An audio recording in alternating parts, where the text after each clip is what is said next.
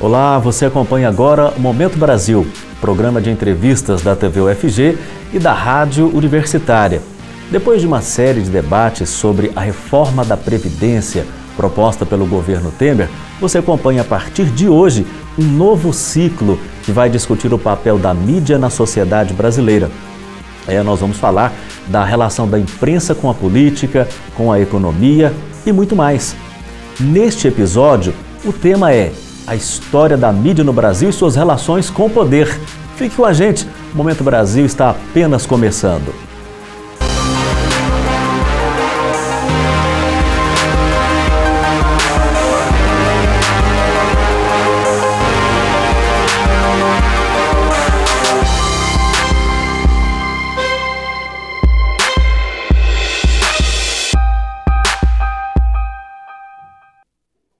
Para debater a história da imprensa no Brasil e a relação entre mídia e poder, contamos hoje com a presença da jornalista Ana Carolina Temer, professora da UFG. Obrigado pela sua presença aqui, professora. Seja bem-vinda ao Momento Brasil. É um prazer estar aqui com vocês e é um prazer discutir esse tema, porque a mídia é, na verdade, uma coisa que está dentro de todas as casas. Hoje, mais de 90% da população brasileira tem acesso a mídias, certo? Vê, mas não discute. E, na verdade, a mídia tem uma grande responsabilidade social, tem um papel muito próximo ao poder e deve ser debatido. Até porque a responsabilidade da mídia não pode ser somente do Estado. Cada pessoa que assiste deve também cobrar por uma mídia de boa qualidade e, portanto, todo mundo deve discutir esse tema. Para debater esse assunto, nós estamos recebendo também aqui no nosso estúdio o professor João Mar Carvalho Neto, ele que também é jornalista e é professor da PUC Goiás. Seja bem-vindo, professor João Mar. É um prazer participar desse debate, esse é um tema da maior importância hoje em dia e a cada dia fica mais clara a centralidade do debate sobre a mídia na sociedade brasileira. Eu gostaria de começar esse bate-papo nosso falando sobre como é que as coisas começaram aqui no Brasil. A atividade de imprensa no Brasil ela foi permitida pela realeza. Foi assim que começou? Pela coroa portuguesa, quando Dom João veio para o Brasil. É importante ficar claro que o governo português nunca teve um projeto de um Brasil desenvolvido. Sempre foi uma visão de colônia. Por isso ele não insistiu no letramento. Se não tinha letramento, para que ter imprensa?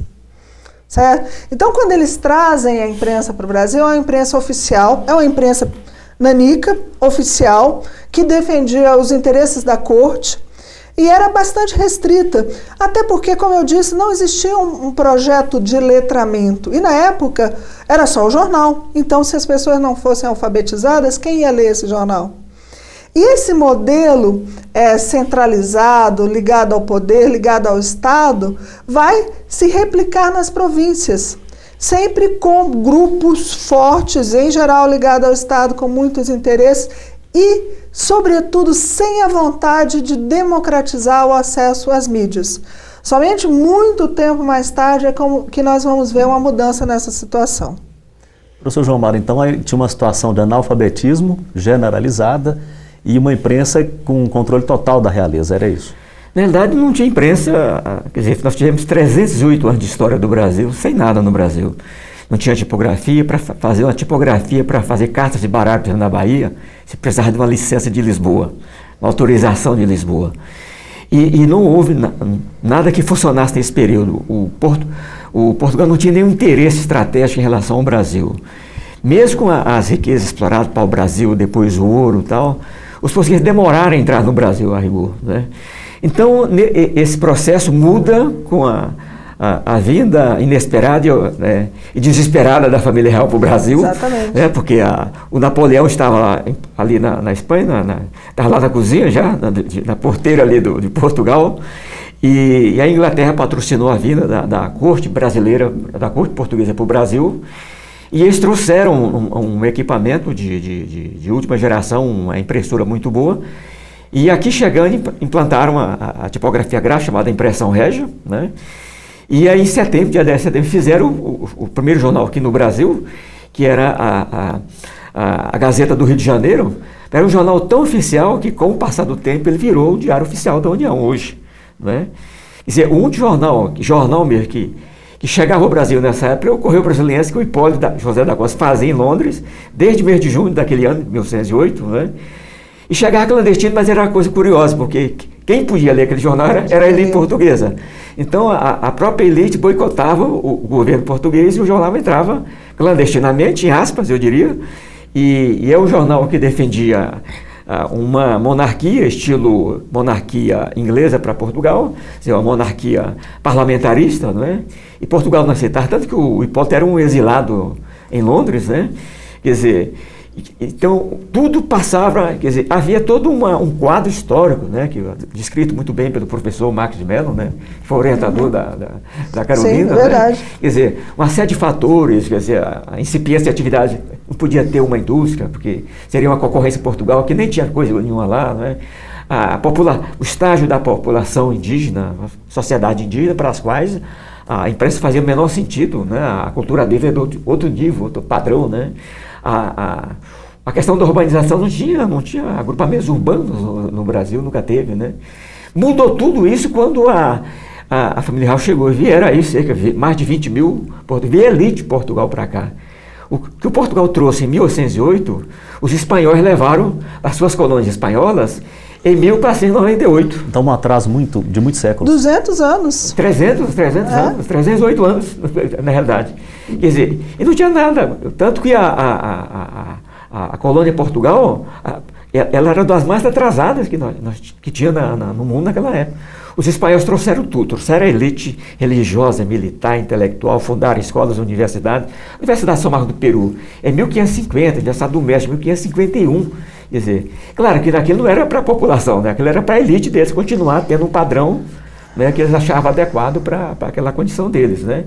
Então são diferenças.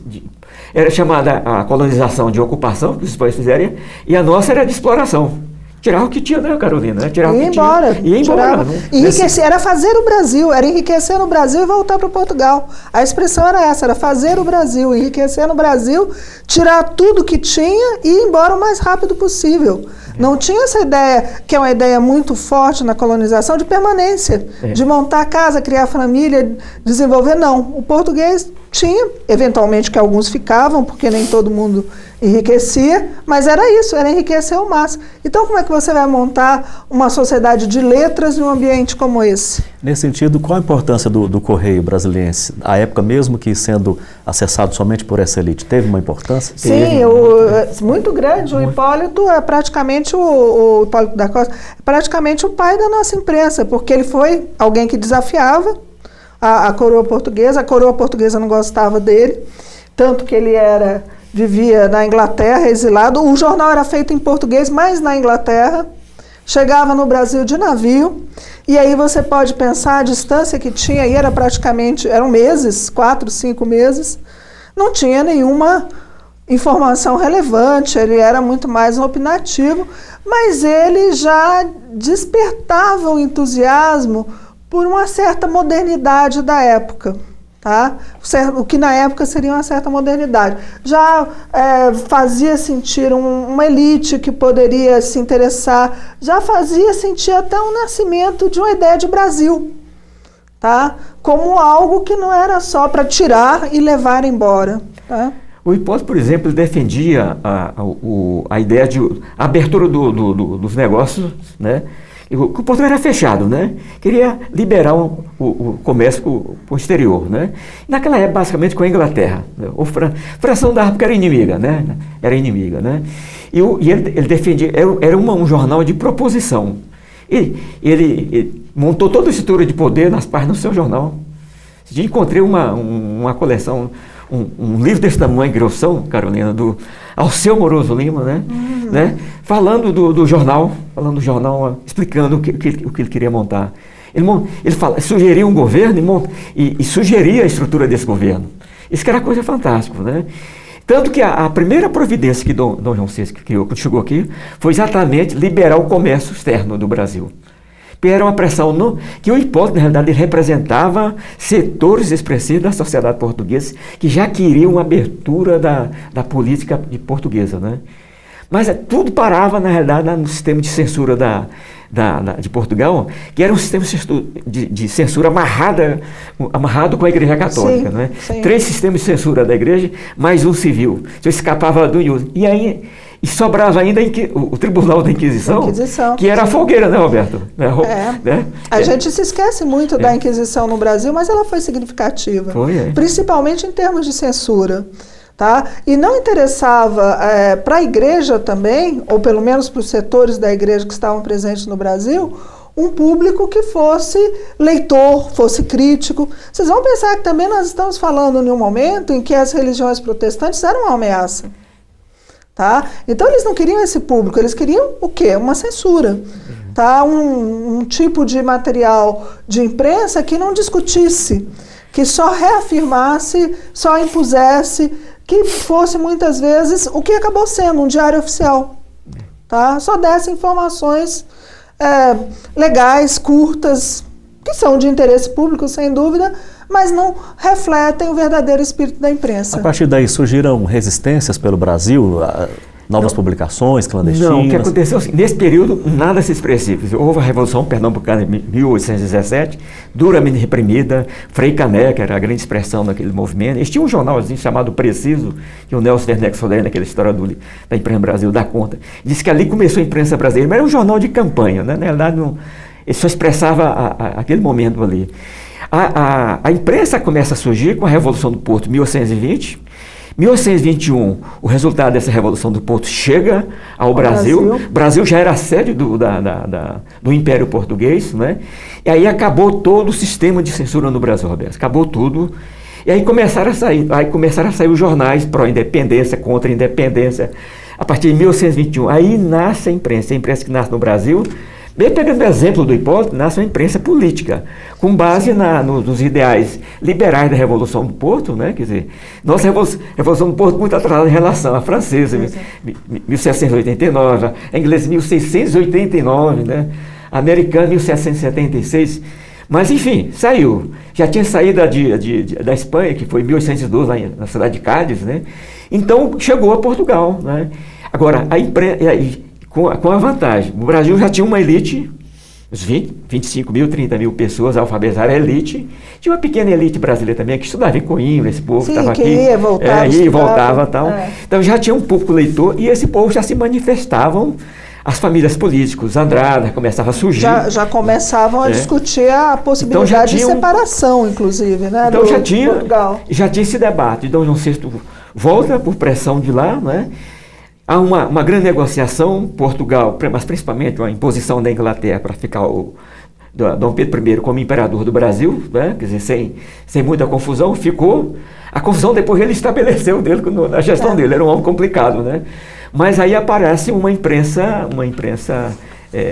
virulenta, politiqueira, tal, nesse período, né? E isso é interessante, porque é uma imprensa que não é uma imprensa informativa, é uma imprensa ligada a interesses políticos. Ela é basicamente opinativa, mas também ainda controlada por quem? Por grandes partidos, né? Por elites que tinham dinheiro. Não refletiam em momento nenhum os interesses populares. Nós vamos para o nosso primeiro intervalo, é rapidinho, e a gente volta falando sobre esse assunto. Está bastante interessante, é um assunto que estou gostando, porque desde o início a coisa vem engendrada aí com a política, com o poder, mídia e poder. Muito interessante. Pois é, então no Momento Brasil vai para o intervalo, a gente volta, é rapidinho, não saia daí.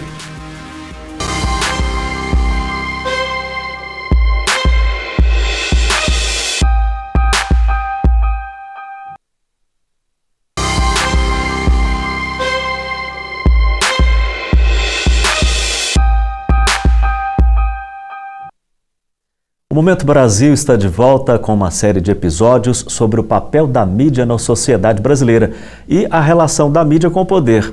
Hoje estamos debatendo a história da mídia no Brasil. Por isso, recebemos em nosso estúdio Ana Carolina Temer, jornalista e professora da UFG, e João Mar Carvalho Neto, jornalista e professor da PUC Goiás.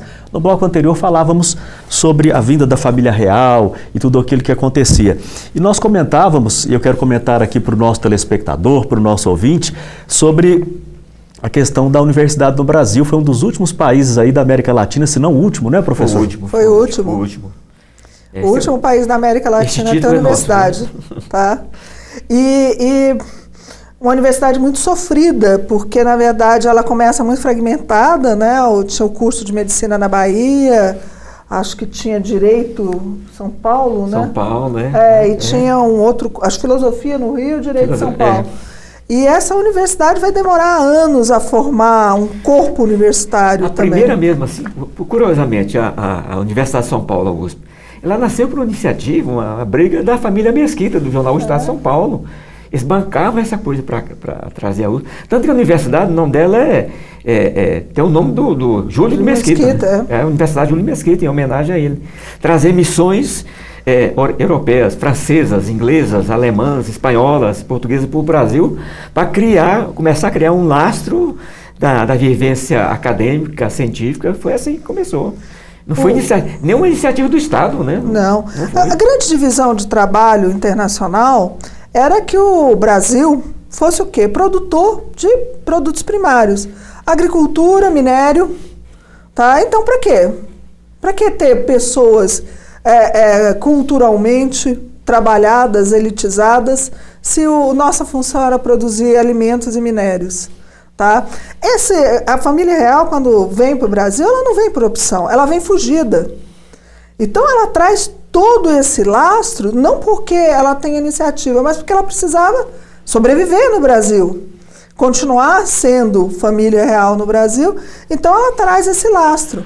Mas não e tanto que, quando ela chega com inúmeros problemas. Tá? Ela chega...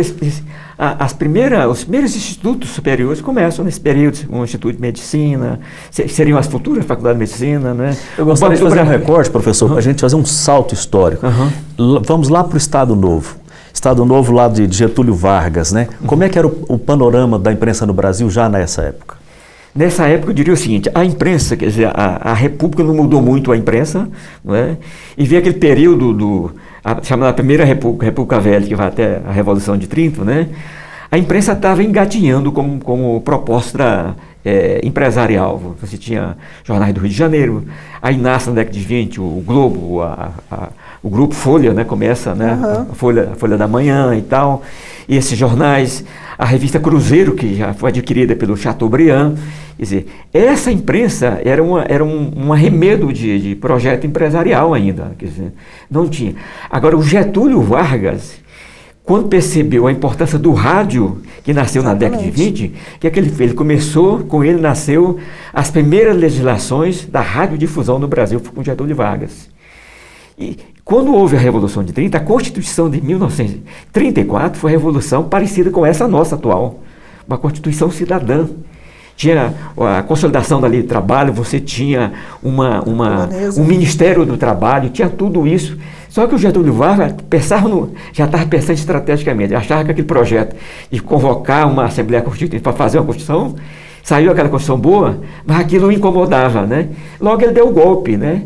E ele tinha todos os instrumentos na mão, que desde a década de 30 ele tinha aquele projeto de controlar esse novo tipo de mídia, que é a mídia radiofônica, e o mesmo modelo vai se aplicar à mídia televisiva.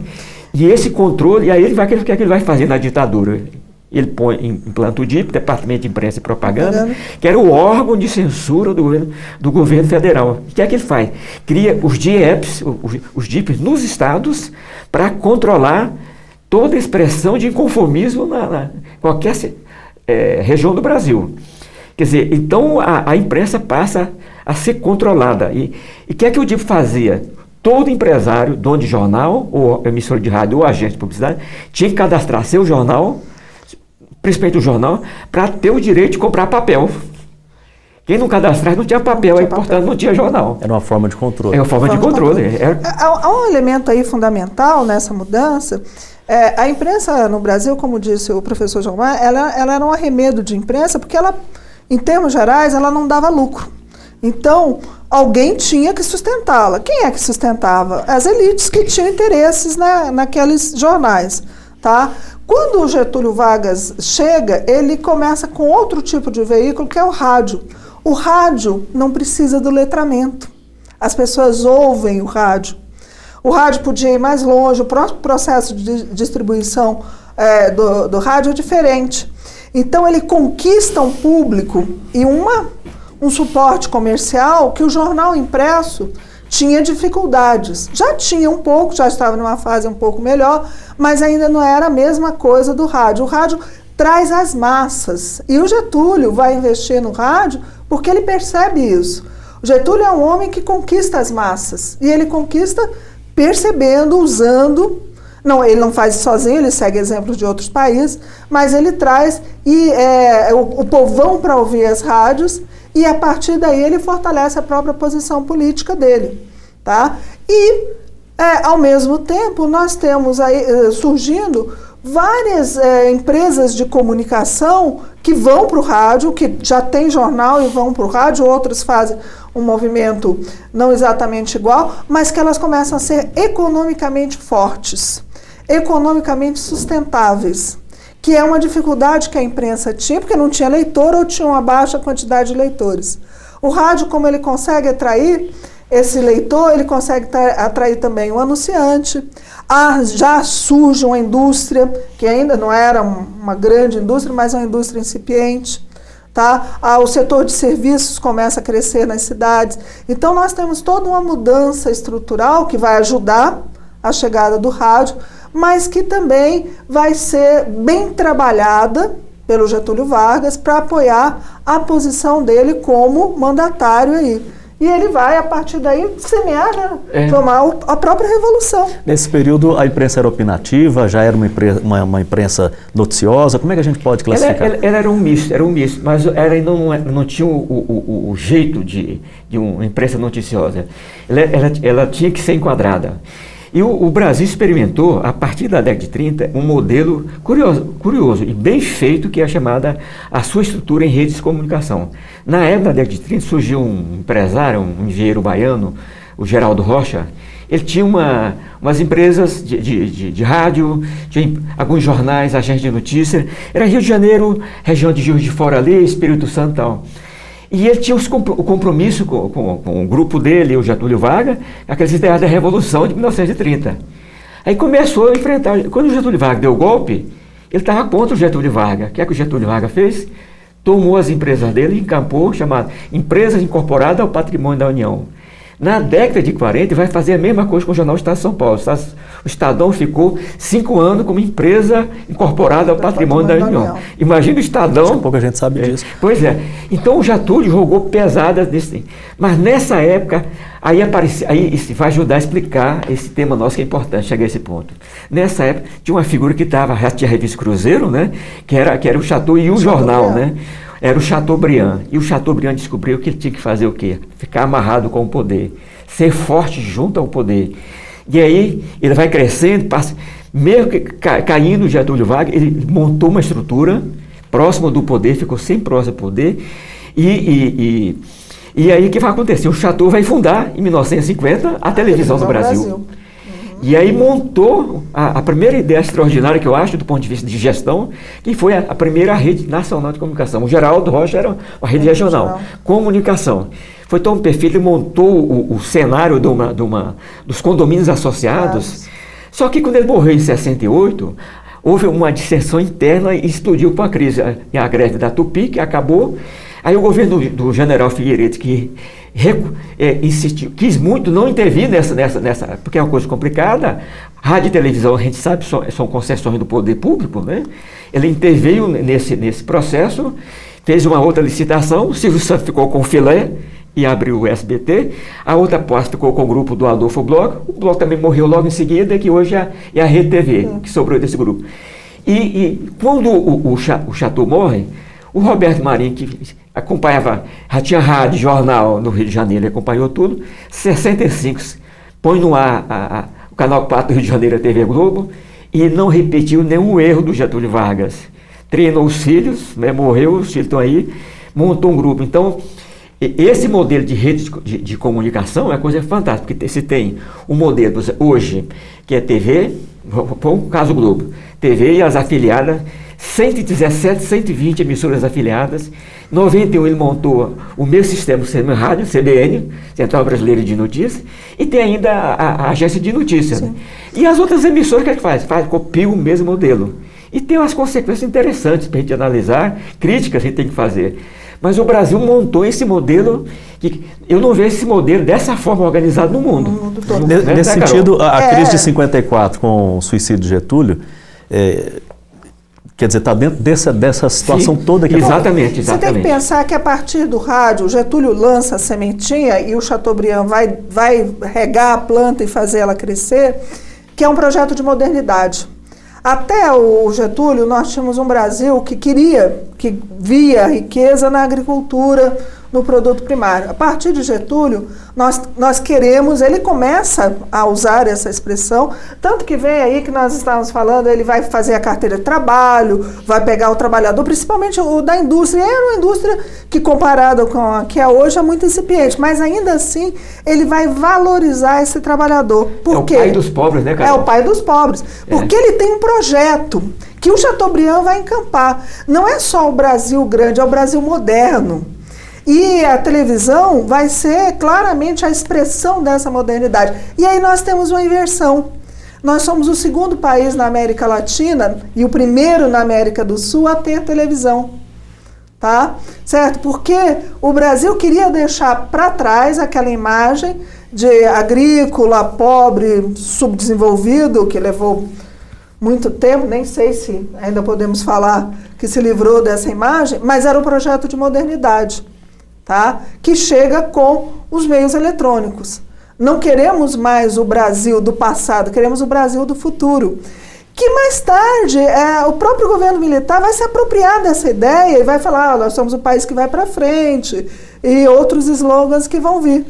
Tá? Nós vamos para o intervalo. Eu queria deixar um gancho. Vamos lá, qual é? O gancho. A imprensa brasileira só vai se consolidar com a ditadura militar. A gente volta do intervalo falando sobre esse assunto. Eu quero falar também, botar o Juscelino Kubitschek aí com um projeto desenvolvimentista. Depois do intervalo, não saia daí, o Momento Brasil, vai lá e volta, é rapidinho.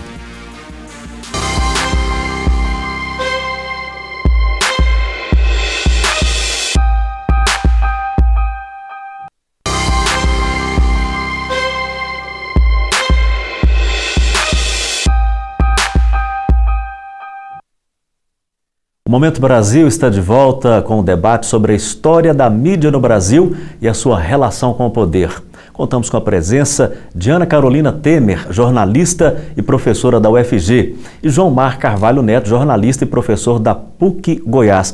No intervalo, nós comentávamos aqui, queríamos retomar falando da época de Juscelino Kubitschek e o projeto desenvolvimentista para o Brasil. Influenciou a imprensa? Como é que foi esse período?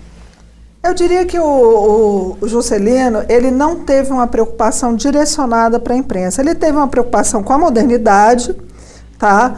E a partir dessa preocupação com a modernidade, ele puxou um determinado grupo de imprensa, ele acabou abrindo espaço para revista, para outras coisas, e também o próprio crescimento econômico acaba gerando espaço para a imprensa. Eu diria que a grande virada foi o governo militar. O governo militar, sim, fez um acordo tácito. Eu acredito que não tenha chegado ao nível de oficializar, mas foi muito claro com determinadas parcelas, nem diria da imprensa, da mídia. Porque ele agrupou tudo, a novela que falava do Brasil grande, o show que mostrava o Brasil grande e, é lógico, a imprensa também. Tá? E esse acordo, essa cumplicidade do governo militar, principalmente com a televisão, vai resultar em uma imprensa mais forte. Por caminhos muito estranhos, acaba resultando em uma imprensa mais forte, a ponto de, em determinado momento, ela começar a se despregar um pouco desse governo militar e até fazer crítica a ele. Lógico que não é uma coisa assim, olha, acordei e hoje vamos falar mal do governo militar. É um processo, mas ela se fortalece bastante para, a partir de 86, 85, ela começar a criticar o governo. Como é que ela se fortalece? Economicamente, tá? Porque o primeiro passo do regime militar é da infraestrutura, certo? Porque a televisão, ela demanda infraestrutura. Ela demanda, não adianta você ter televisão em uma cidade que não tem energia elétrica. Então, o governo militar tem um projeto de modernização que implica deixar todas as cidades com mais de 300 mil habitantes com energia elétrica e levar a televisão para essas cidades. Porque na cabeça eles vão ser muito influenciados pelo chamado Grupo de Sorbonne, que eram militares brasileiros que tinham estudado no exterior, que tinham muito medo da fragmentação do Brasil, certo? Que o Brasil rachasse em regiões e acabasse deixando de ser um grande país para ser regiões autônomas ou independentes. Então eles vão investir nessa ideia de um só Brasil. Só que eles vão unir o Brasil não pela cultura, mas pelo consumo. Tá? Uma das funções da televisão nesse momento é educar para o consumo. É educar a dona de casa para usar o liquidificador, os aparelhos todos que tem em casa, é ter uma casa que tem aspirador de pó e tenha tudo. Essa educação para o consumo vai fazer do Brasil não um só país, mas um só mercado consumidor. E aí isso fortalece as mídias. A TV Globo, que nós temos aí como exemplo, sai desse processo muito forte economicamente. Não que eles fossem frágeis no começo, mas o que se cresce nesse período é fenomenal. Passa a ser uma das mídias, uma das 10 maiores mídias do mundo. Eu vou dar o nome aos bois aqui. Esse processo tem dois personagens importantes. Delfim Neto, o ministro Delfim Neto, e o jornalista Said Fará. Fará dirigiu, durante muito tempo, era o dono da revista Visão, que circulou na América Latina toda. E o Delfim Neto, e aí foi formal, viu, Ana? Ele chamou os donos dos jornais e falou assim: olha, essa televisão de vocês está horrorosa, cheia de pingo e tal, não sei o que mais. Nós temos dinheiro, vamos avalizar vocês para vocês comprar equipamento, essa coisa toda. Sim, emprestou dinheiro, né? Para os equipamentos. Para todo mundo, essa sede de vocês está horrorosa, não sei o que mais e tal. E mais do que isso, chamou os jornalistas da área econômica, falou assim: vocês não sabem nada de economia. A Estimulou criou um curso de mestrado para jornalistas econômicos em São Paulo, na Fundação Getúlio Vargas. Criou uma geração de jornalistas de economia. Tanto que esses três elementos, né, começaram a profissionalizar. Isso com o Delfim Neto, do ponto de vista dado. E era um trabalho que era a inspiração do Golbery do Couto Silva, que era o homem que falava pela chamada Sorbonne militar. Bom, e aí vem o Said Fará. E Said Fará vai dar o golpe fatal nesse processo de profissionalização da imprensa, por isso que ele vai consolidar a imprensa empresarialmente, que ele vai criar a SECOM, a Secretaria de Comunicação do Governo Federal. Na época eu escrevi um artigo num jornalzinho que eu dirigi aqui em Goiânia, e falei assim: esse projeto vai significar o seguinte: todo o plano brasileiro, todos os estados vão criar a sua SECOM. O governo Leonino Caiado criou a SECOM aqui, que era o Edson Moraes Ribeiro, falecido, ex-dono do jornal Opção. Ele foi o primeiro secretário de comunicação. E aí eu falei assim: isso vai criar um problema também, vai criar uma vertente de controle da informação pela verba mídia oficial. Aí se profissionalizou, quer dizer, as empresas se cadastram no governo federal, no governo estadual, hoje municipal e tal, e foi a profissionalização. Isso no começo, no final dos anos 70, começo dos anos 80, né? Eles fizeram essa mudança, profissionalizou-se a relação governo e mídia. Então, aí começou a nascer o tal do Estado que anuncia. Quer dizer, você tem um anúncio no seu jornalzinho, na sua rádio, viu, Roberto? Na sua rádio, uma brincadeira de rádio, né? No interior, lá na minha terra, lá em Araguacema, né? Aí você recebe hoje lá R$10 mil por mês, é uma grana que não acaba mais, né, cara? Quer dizer, e foi criando e profissionalizando. Cadastra todo mundo, recebe a verba, publica as coisas, não tem mais censura, aí vem com a redemocratização, acabou esse processo de censura, de controle, e o controle se dá de outra forma, né? Pela força do dinheiro da mídia oficial. Isso quer dizer que é um momento de virada, que a gente sai de um AI-5? Exatamente. É bom explicar o que é o AI-5, né? O ato institucional número 5, que restringia... 13 de dezembro de 68, né? Que a ditadura ficou mais dura, né? Exatamente, foi o golpe dentro do golpe, né? Que o pessoal fala. Mas restringia, entre outros aspectos, a liberdade de reunião, a liberdade de imprensa, uma série de outras coisas, né? Virou tudo, Roberto. Aí profissionalizou. Aí todo mundo investiu. O Jornal Brasil Seu Certo foi para o estado de São Paulo, todo mundo comprou sede nova, a Jaime Câmara aqui foi para a Serrinha. Todo mundo... Era longe a Serrinha. A Folha de Goiás construiu aquela sede onde hoje o Diário da Manhã, né? Aquilo era longe, Roberto, do centro. A verdade é que as elites brasileiras nunca abriram mão dessa vontade de controlar a imprensa e nunca abriram mão, na verdade, desse controle, tá? Agora, as formas com que esse controle foi exercido foi evoluindo. Porque também as necessidades mudam, o panorama político muda, o panorama social muda e, sobretudo, o panorama econômico. Hoje, esse controle... E veja, não quer dizer que as formas antigas também fossem mais eficientes do que as novas. São diferentes. Mas há eficiência nos dois modelos. Hoje, a forma de controle é como o professor João Mar disse, é o Estado que anuncia. O principal suporte de vários órgãos de imprensa é o Estado, o governo federal, em muitos casos casado ou associado ao governo estadual e até mesmo municipal. Porque nas pequenas cidades circulam jornalzinhos que, se a prefeitura não anunciar, se a associação de municípios não anunciar, não existe. Tem dois exemplos assim. Por exemplo, o ministro Franklin Martins, que é um jornalista experimentado, um bom jornalista, né? Ele foi ministro do presidente Lula, né? E ele fez uma coisa extraordinária, assim, quer dizer, pô, mas esse cara tem uma competência. O que é que ele fez? Ele cadastrou todos os jornaizinhos do interior do Brasil, todas as emissoras de rádio, ponta a ponta do Brasil, a rádiozinha lá do fim do mundo, só o governo federal sabe onde ela existe. Cadastrou todo mundo e passou a distribuir as informações, aquele, como é que chama? Fala do presidente, a fala da, né? A Voz do Brasil? Não, a Voz do Brasil não, a Voz do Brasil é outro projeto, né? Outra história. Mas que é um projeto... Sim. A ideia é a mesma, mas é mais mas aí, flexível. esse é do executivo, né? Então, a fala ao pé do rádio, o Sarney, essas coisas todas que tinham, né? Aí então, esse pessoal passou a receber, quer dizer, eu diria que 70% desse Brasil profundo, do interior, a única informação que eles tinham do governo federal e do Brasil e do mundo era essa informação da SECOM, comandada pelo Franklin Martins. Uma máquina de fazer uma voz única em torno do governo federal. Não, todo presidente queria ter um secretário articulado, ele fez isso. A outra ponta do processo e foi o aumento. Aí o governo federal tornou-se um anunciante extraordinário que concorre com as multinacionais. Uma verba da Petrobras, da Eletrobras, do Banco do Brasil, da Caixa, todo mundo disputa, tapa uma verba dessa. A custo de quê? Do silêncio, cara, né? Do silêncio dos jornais. Aí a gente começa a entrar num aspecto muito, talvez, pernicioso, eu diria, para a sociedade brasileira que requer informações, diria, imparciais, neutras, isentas, jornalisticamente falando, porque se todo mundo depende do governo, aí cria-se uma relação muito complicada.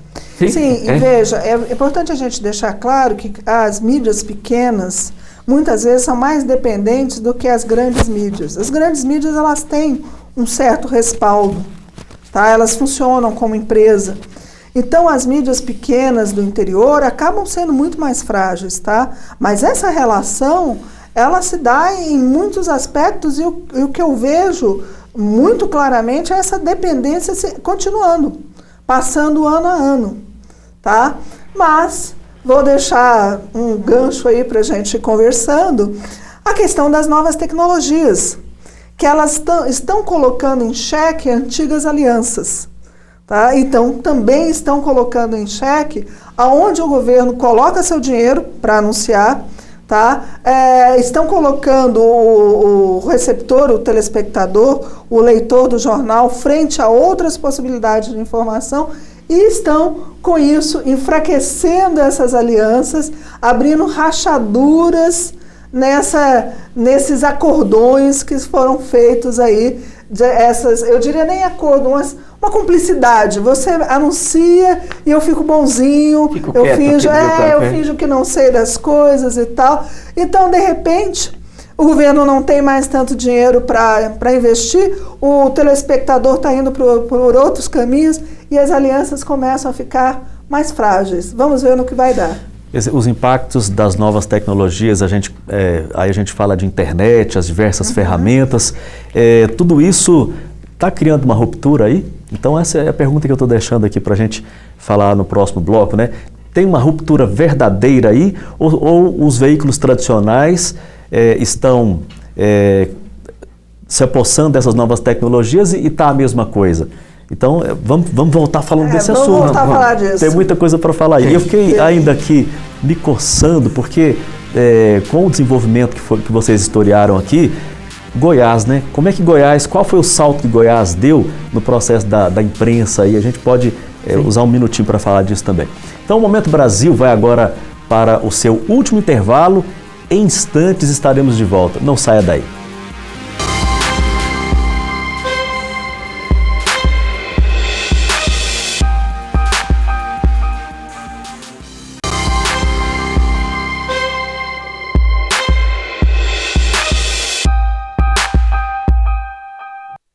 Momento Brasil está de volta com seu último bloco de debate sobre a história da mídia no Brasil e a sua relação com o poder.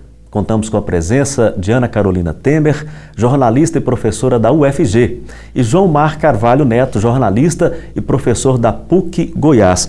No intervalo, nós falávamos aqui sobre a questão, eu citei Goiás, né? Desenvolvimento da imprensa em Goiás, nesse contexto que a gente estava colocando aqui, professor João Mar.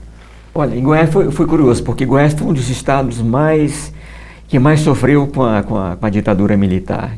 As lideranças estudantis, que eram todas secundaristas, foram todas para a cadeia, né? Uns morreram, né? Foram assassinados e tal. E a imprensa sofreu uma censura muito dura, né? Já a imprensa já tinha sofrido censura na década de 30, né? No tempo de Getúlio Vargas, né? Mas a imprensa ainda que não tinha contornos de penetração maior na sociedade goiana, muito, né? Mas da ditadura não, quer dizer, e tanto que se achar registro de violências de direitos humanos nas páginas dos jornais é coisa rara. Você vai achar o ponto de vista dos representantes da ditadura, isso você vai achar lá, mas não a história completa, né? E aí os donos dos jornais embarcaram no projeto do Delfim Neto, quer dizer, modernizar sua estrutura tecnológica, construir sedes novas. Jaime Campos construiu sua sede nova, a Folha de Goiás construiu a sede nova, onde hoje é a sede do Diário da Manhã. E esse processo, né? E eu costumo dizer o seguinte, que a imprensa, que já era silenciosa em relação ao desmando da ditadura, ela se consolidou como empresa comercial, empresarial, se consolidou esse projeto, só que ela manteve, em contrapartida, né, um doloroso silêncio em relação ao desrespeito aos direitos humanos, né? Quer dizer, e aí não se falava nada, falar sempre a visão. Me lembro, vários amigos meus foram presos, né? Eu via sempre a nota oficial do Exército, da Polícia Federal, do DOPS, sim, mas nunca o fato concreto. Você não podia fazer reportagem completa, né? É muito comum dizer que naquela época não tinha bagunça. A gente ouve algumas pessoas falar, é porque não saía na imprensa? Então? É que não saía mesmo. Não saía na imprensa. Não saía de jeito nenhum. E aqui foi duro, o processo foi muito duro. Os nossos dirigentes eram todos julgados em Juiz de Fora. O Figueiredo tinha uma frase que dizia que ele gostava de ver o jornal porque via guerra em toda parte do mundo, roubo, conflito e tal. No Brasil era só paz. É, exatamente. Sabe? Era só paz porque tudo era censurado. Tá? Uma ilha de tranquilidade no mundo de confusão. Tranquilidade no mundo de confusão. Por quê? Porque era tudo que tinha de conflito era censurado. Tá? Então não aparecia nada. Nós éramos o país do futuro, o país da tranquilidade, o país da simpatia, da amizade e tudo mais, porque todos os conflitos estavam escamoteados, escondidos, tá? E nós tínhamos um outro agravante. Nos nossos órgãos de imprensa, a AGI, Sindicato de Jornalistas, nós tínhamos ilustres representantes da ditadura como dirigentes sindicais ou da associação. Porque foi um dos movimentos do governo militar, controlar os sindicatos também. E aí, por exemplo, eu participei dessas lutas todas, por eleição na AGI, essa coisa. A gente perdeu quase todas as eleições possíveis. Aí criamos um clube de repórteres políticos para fugir desse controle todo, né? E parte desse controle era econômico. Eles se infiltravam dando dinheiro para os grupos que eles queriam que fossem eleitos. Mas então, aqui em Goiás, Carol, era gente do sistema, dedo duro, delator, que ficava no sindicato de jornalistas, até como presidente do sindicato de jornalistas. O governo utilizou concessões como moedas de troca aí?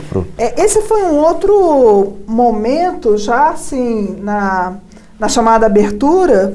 Na verdade, o governo sempre utilizou a concessão como moeda de troca. Vamos deixar isso bem claro. Todos os governos, né? Todos os governos. A própria concessão da Rede Globo, da Manchete, sempre foram moedas de troca.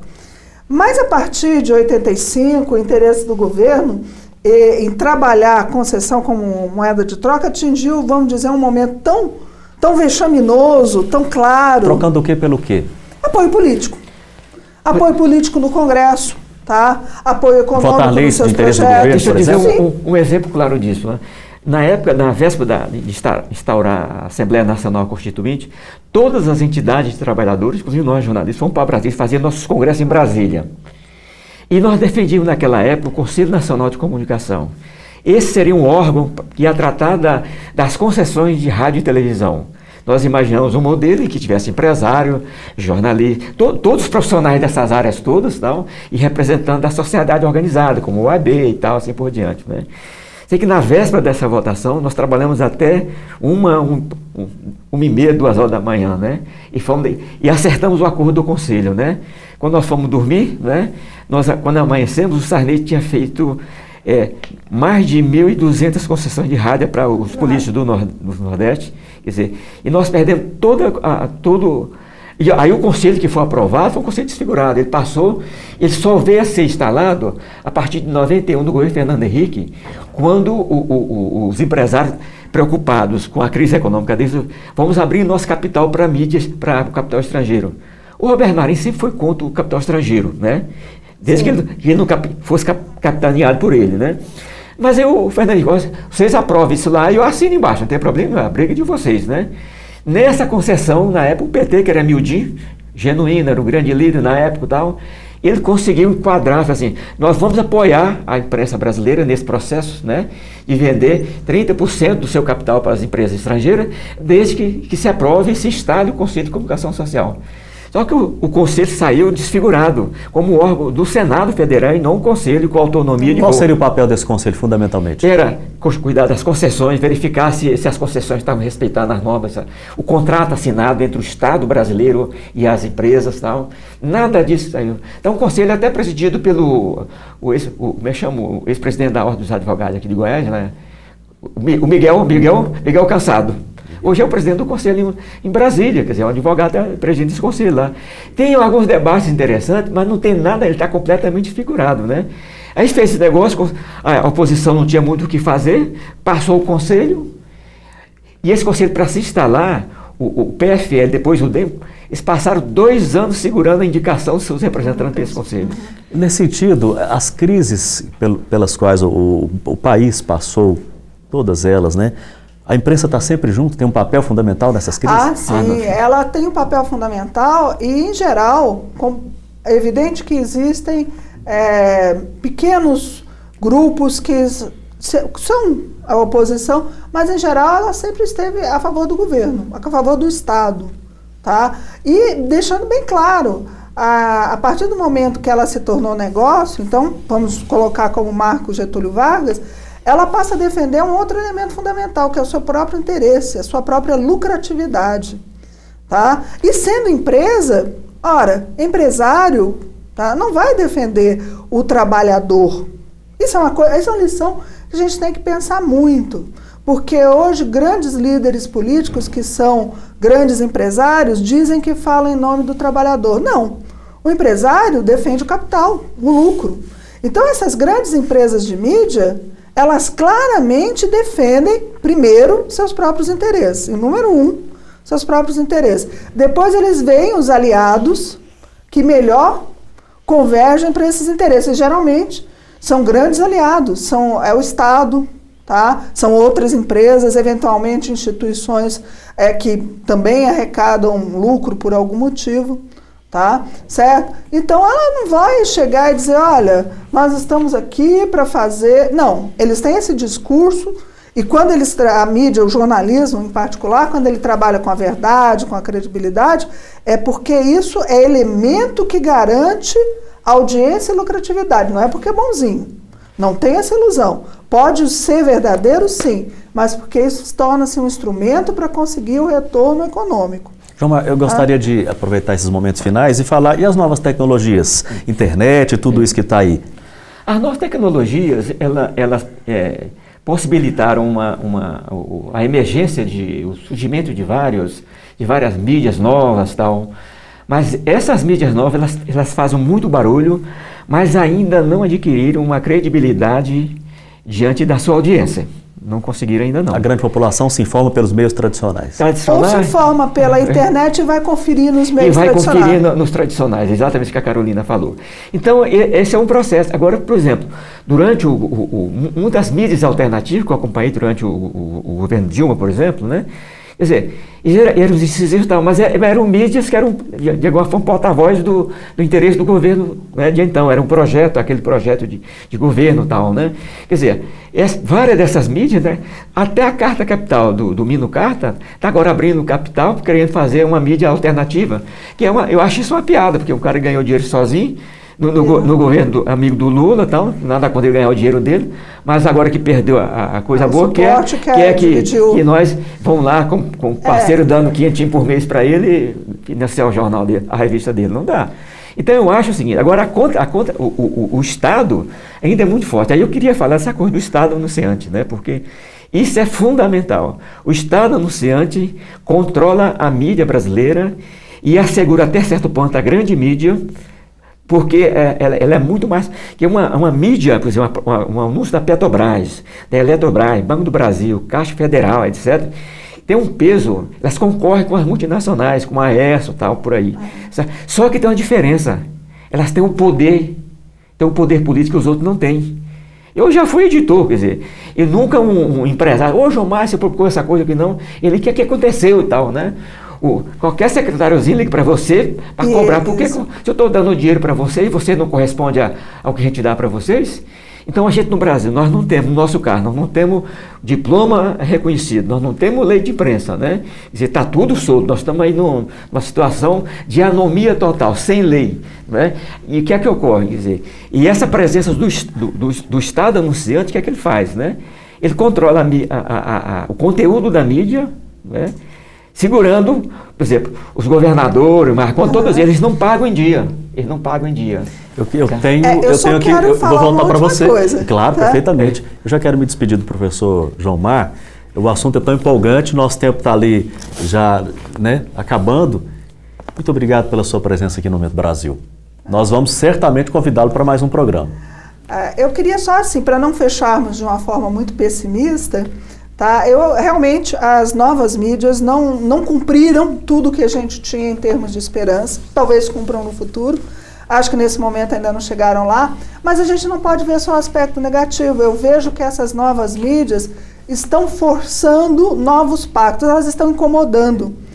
Ainda é uma formiguinha que está mordendo ali, mas elas já forçam alguns novos posicionamentos. Então, talvez daqui a 5, 6 anos, quando a gente tiver novamente uma conversa como essa, nós tenhamos um panorama mais otimista. Agora, eu acho importante a própria posição dos receptores hoje, que estão já comparando o que é dito com a grande mídia e com os outros meios. Então, eu vejo que do jeito que está a situação não vai permanecer por muito tempo. Novos pactos vão ser formados. E quais serão esses pactos, só o futuro vai dizer. Eu quero agradecer ao professor João Mar, meu professor aqui na UFG. Leve um abraço para os nossos colegas da Pontifícia Universidade Católica de Goiás. E está convocado, viu, para participar de mais um programa aqui conosco. Professora Ana Carolina Temer, muito obrigado também. Um abraço para os nossos colegas da Universidade Federal de Goiás, aqui da FIC.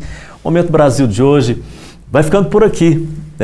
Você que esteve acompanhando o programa conosco até agora, nesta câmara. Olha, obrigado. O papel do programa é este, é discutir de forma aprofundada os temas de interesse da sociedade, né? Fica o convite para que você sintonize a Rádio Universitária 870M, a TV UFG e as nossas redes sociais. Obrigado e até o próximo Momento Brasil.